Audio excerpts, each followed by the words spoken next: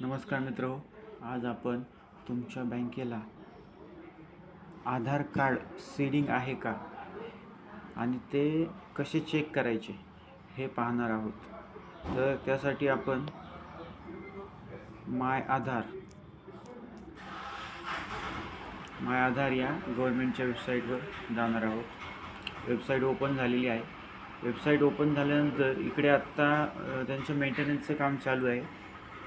त्याच्यामध्ये 21/9/24 ते 22/9/24 या कालावधीमध्ये त्यांचं मेंटेनन्सचं काम चालू आहे.